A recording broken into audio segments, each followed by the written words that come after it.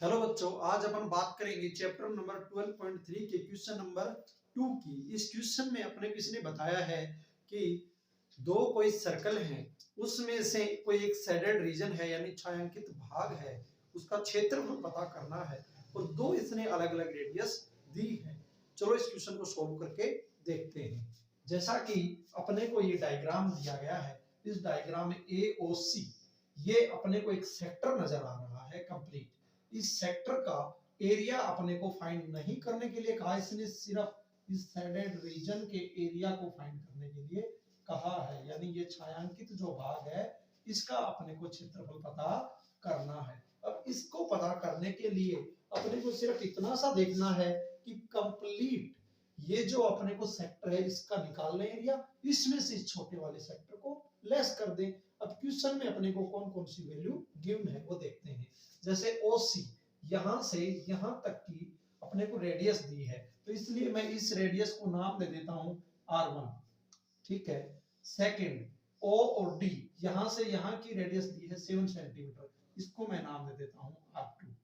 Okay, अब अपने को थोड़ी आसानी रहेगी इस क्वेश्चन को सॉल्व करने में। जैसे इस अपने को त्रिज्यखंड या इस सेक्टर का एरिया पता करना है, तो पहले लिखते हैं कि बड़े वाले इसका त्रिज्यखंड का क्षेत्रफल कैसे निकालेंगे। जैसा कि R1 बड़े वाले के लिए है यानी लार्जेस्ट, 2 छोटे वाले के लिए है। ठीक, तो अपन इसमें सेक्टर का फॉर्मूला लिखते हैं, pi R square theta by 360 degree. ये हो गया इस लार्जेस्ट के लिए, कंप्लीट के लिए। अब इसमें से किसको लेस करना है, इस छोटे वाले को, यानी ओ बी डी इस एरिया को लेस करना है। तो इसके लिए भी ये भी क्या है, एक तरीके का सेक्टर। तो pi R square theta by 360 degree.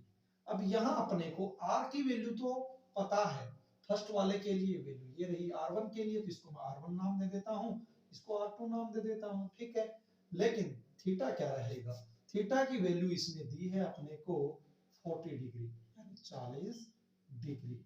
ठीक है, अब इस वैल्यू को इसमें लिखते हैं, फिर सॉल्व कर लेते हैं। पाई की वैल्यू 22/7 इंटू R1 की वैल्यू 14, 14 इंटू 14 इंटू थीटा की value 40 degree upon 360 degree minus फिर पाई की वैल्यू 22/7 इंटू R2 की वैल्यू क्या है 7 सेंटीमीटर, 7 इंटू 7 इंटू थीटा की वैल्यू क्या है 40 डिग्री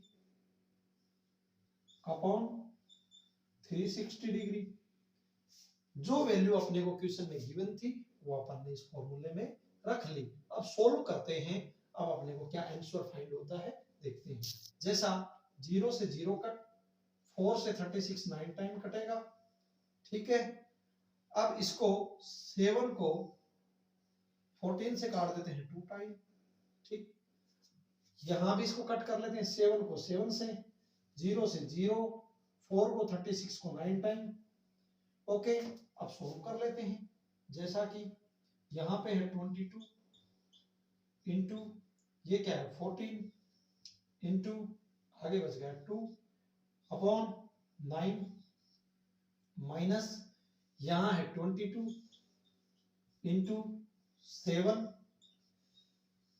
अपॉन 9। ये अपने को अभी वैल्यू मिली है।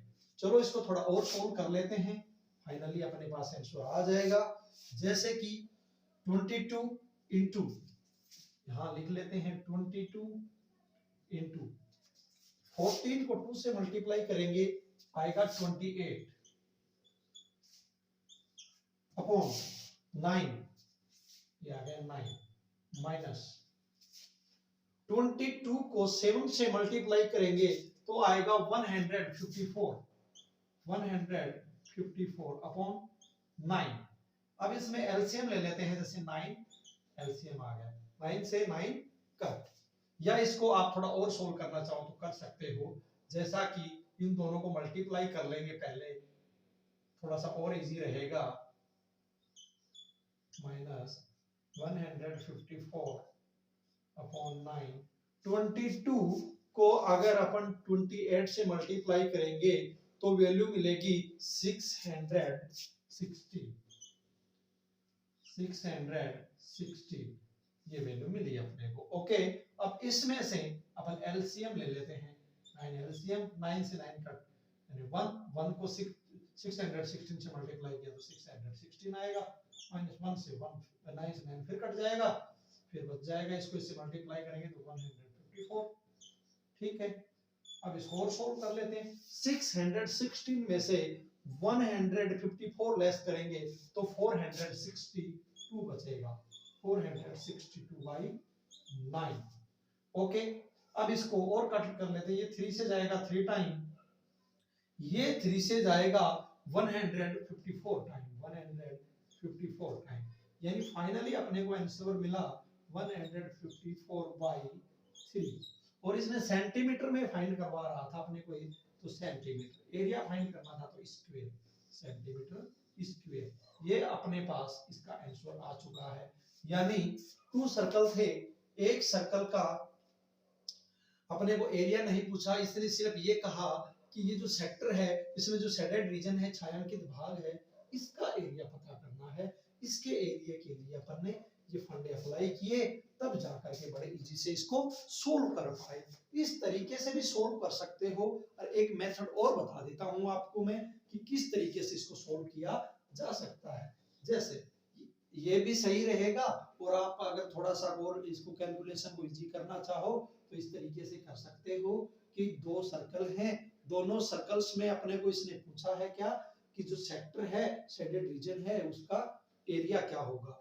तो फर्स्ट के लिए फॉर्मूला अपन लिखते हैं pi R square theta by 360 degree. ठीक है, माइनस सेकंड के लिए भी क्या अपन यूज करते हैं, pi R square theta upon 360 degree. ये अपन ने फॉर्मूला इन दोनों में यूज किया है, जो ये सामने लिखा हुआ है। ठीक है, तब इसमें जो चीज कॉमन दिखाई दे रही है, जैसे पाई कॉमन है तो लिख देंगे पाई।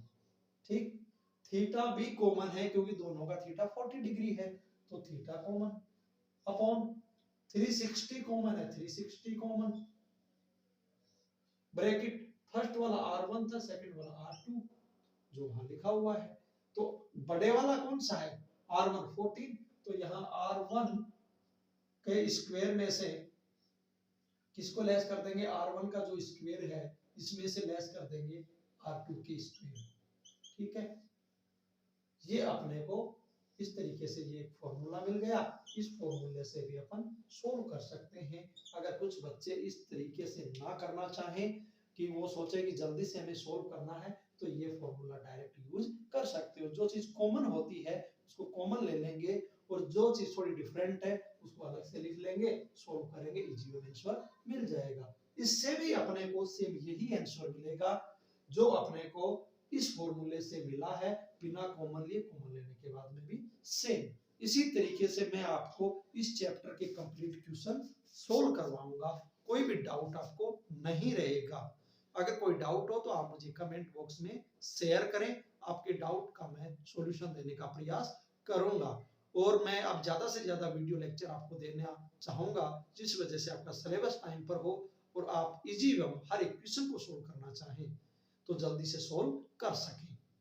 कोई भी आपको ऐसी प्रॉब्लम ना हो स्टडी से रिलेटेड कि आप किसी टॉपिक को थोड़ा हार्ड समझे और आपको उसका वीडियो लेक्चर ना मिले तो आप उसको सोल्व ना कर पाए, इन सभी प्रॉब्लम्स को मैं दूर करने का प्रयास करूंगा। हर एक वीडियो लेक्चर को बहुत ही इजी लैंग्वेज में और इजी मेथड में आपको रिकॉर्ड करके मैं देने का प्रयास करूंगा। आने वाले समय में जल्दी ही लाइव क्लास भी देने का प्रयास करूंगा। ओके, धन्यवाद।